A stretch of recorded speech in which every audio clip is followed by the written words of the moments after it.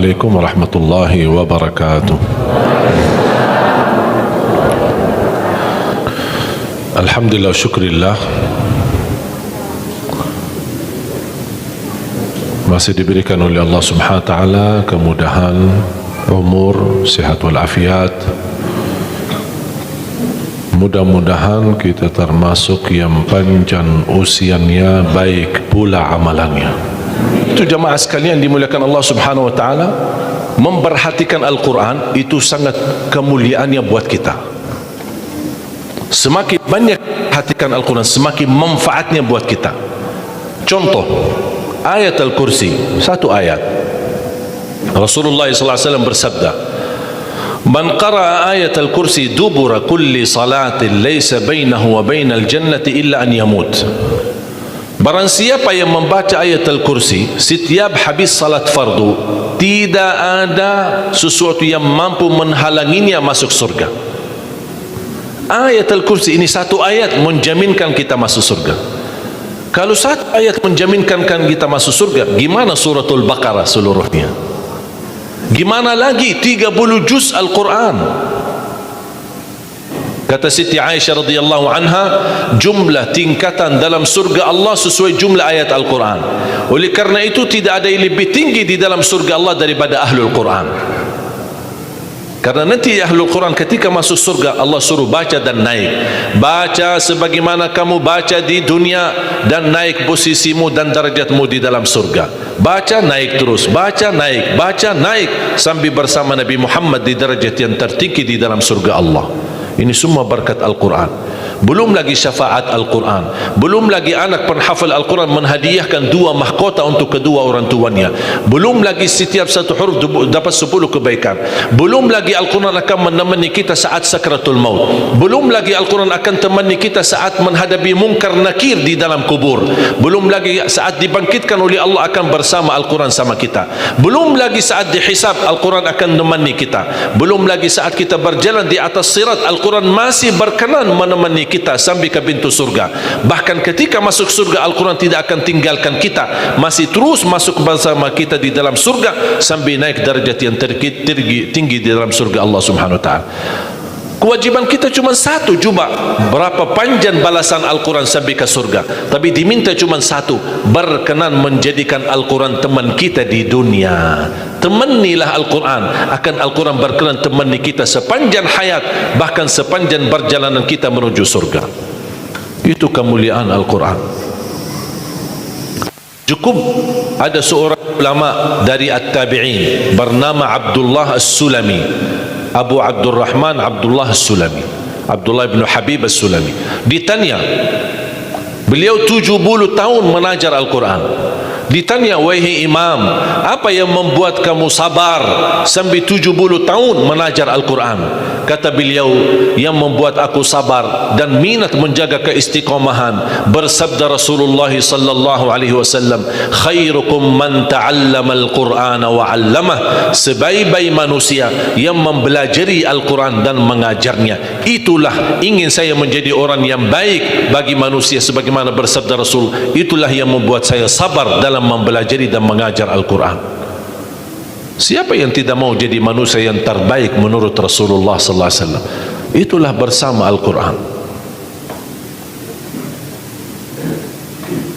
Mohon maaf, siapa Ali Jabir? Hamba yang biasa, banyak kekurangannya, yang Allah anugerahkan kemuliaan bukan karena siapa-siapa, tapi karena Al-Quran. Dihormati, didepankan, dan semua orang penghafal Al-Quran berapapun usianya dihormati, didepankan, dimuliakan. Semua berkeinginan bisa bersalaman. Kita melihat dan menonton acara Hafiz Indonesia, jangankan anak-anak, bahkan yang cacat luar biasa Allah tunjukkan bagaimana kelebihan Al-Quran. Yang buta bisa hafal Al-Quran, yang lumpuh badannya dan jasadnya seperti alana yang tidak bisa jalan hafal Al-Quran.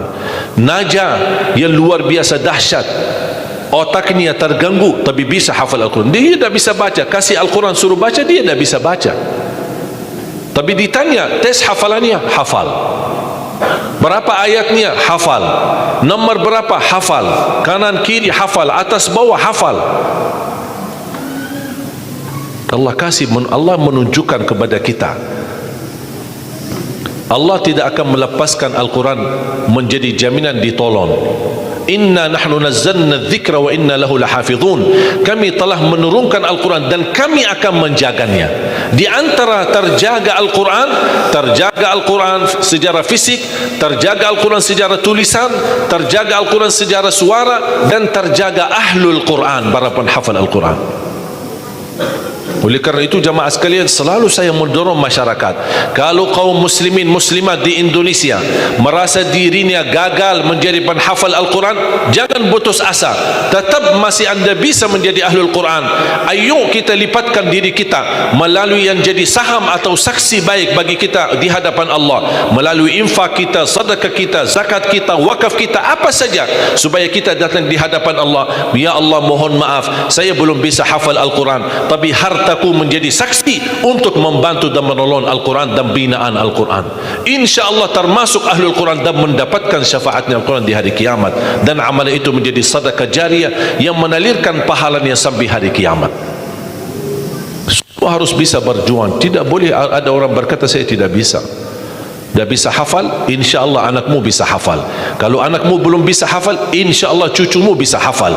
Kalau itu pun tidak berhasil, insyaAllah saham walaupun sedikit seikhlasnya bisa menjadi saksi baik. Infaknya, sedekahnya, ikhlasnya, zakatnya, wakafnya, semua bisa menjadi saksi baik. Karena kita mendapatkan sebuah kemuliaan Al-Quran. Al-Quran kitab suci yang tidak ada keraguan di dalamnya. Sayang sekali kita bisa kehabisan berhari-hari tidak baca Al-Quran. Saya harap insyaAllah mulai hari ini kita komitmen untuk khatam Al-Quran. Siap? Masih menunggu cara mudah untuk khatam? Saya kasih cara mudah. Ini kan Quran seperti Quran Madinah, ya, modelnya seperti ini halamannya. Sekarang sudah banyak di Indonesia seperti Quran Syamil atau Quran ini sudah mulai seperti ini, Quran Madinah, ya. Maksudnya model cetakannya dicetak seperti ini, mulai dari ayat, kalau di akhir halaman ditutupi dengan ayat. Dulu Quran lama, setiap halaman kita buka kadang-kadang ada separuh ayat di halaman kanan, sisanya di halaman kiri. Sekarang Quran Madinah tidak boleh begitu. Termasuk sudah mulai di Indonesia yang sudah disahkan oleh Kementerian Agama, disesuaikan seperti Quran Madinah. Jadi halamannya atas mulai dari ayat, kalau di akhir halaman ditutupi ayat, tidak disambungkan ke halaman berikutnya, supaya teratur. Di antara mereka susun setiap satu juz 20 halaman, dihitung seperti itu supaya rapi. Apa tujuan? Sebenarnya saya mengambil kesimpulan dari hikmah itu. Kenapa setiap juz 20 halaman? Ternyata saya bisa bentuk cara mudah mengkhatam Al-Quran. Setiap waktu salat baca 4 halaman, 4 kali 5 waktu 20, sudah khatam 1 juz. Jadi kalau khatam tidak harus sekaligus. Jangan habis ceramah anda posisi iman yang mulai naik, semangatnya luar biasa, pulang ke rumah baca Al-Quran 1 juz, besoknya masih semangat baca 2 juz, 3 juz dan seterusnya. Begitu menurun semangat tidak baca 1 tahun. Tidak boleh terlalu semangat, tetap semangat tapi diatur semangatnya. Standar 1 juz, tidak usah berlebih-lebihan. Jaga 1 juz, sedikit demi sedikit, istiqamah lebih baik daripada banyak tapi terputus. Dan itu bersabda Rasulullah SAW, khairul amali adwamahu wa inqal, sebaik-baik amal sedikit tetapi istiqamah daripada banyak tapi terputus. Makanya setiap waktu salat baca 4 halaman, 4 kali 5 sudah 20. Kira-kira cocok? Hah? Siap bu? Mau fikir dulu ya. Kira-kira mau nggak lebih mudah lagi? Masih mau lebih mudah lagi ya? Insya Allah masih ada, jangan khawatir, masih ada. Sebelum salat baca 2 halaman, habis salat baca lagi 2 halaman. Gimana kira-kira cocok? 2 halaman sebelum salat. Kalau 4 halaman sekaligus terlalu berat, tak apa-apa, bagi 2 halaman sebelum salat, 2 halaman sesudah salat. Jadi berapa? 4 dikali 5 waktu berapa jadi? 20, sudah khatam 1 juz. Kira-kira siap? 2 halaman, 1 kertas.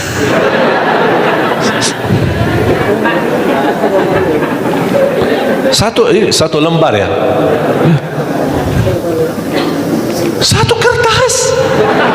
1. Cuma bola balik. Masa keberatan? Cuma 1. Begitu sebelum salat baca 1 kertas, 1 lembar. Habis salat baca lagi 1 lembar. Mohon maaf, lagi semangat. Mau nambah jangan tambah. Itu aja dijaga sampai selesai. Kalau ini bisa dijaga, insya-Allah husnul khatimah. Istiqamah dibaca. Siap? Fikir-fikir dulu atau gimana? InsyaAllah aman ya, cocok. Masih mau lebih mudah lagi? Bu, mau lebih mudah. Ini cara yang tadi yang saya sampaikan, setiap salat, sebelum salat 2 halaman, habis salat 2 halaman, dan seterusnya sampai khatam 1 juz. Itu cara yang termudah untuk orang yang paling malas. Kalau itu tidak bisa, saya angkat tangan, inna lillahi wa inna ilaihi raji'un. Sudah ada lagi, sudah habis. Malu kita sama Allah jamaah sekalian. Wallahi waktu kita banyak. Ketika saya berhasil khatam 10 jam bisa khatam 30 juz. Allah kasih 24 jam. Masa kita tidak bisa 1 juz? Saya tidak minta 30 juz dalam 10 jam. Saya minta 1 juz dalam 24 jam.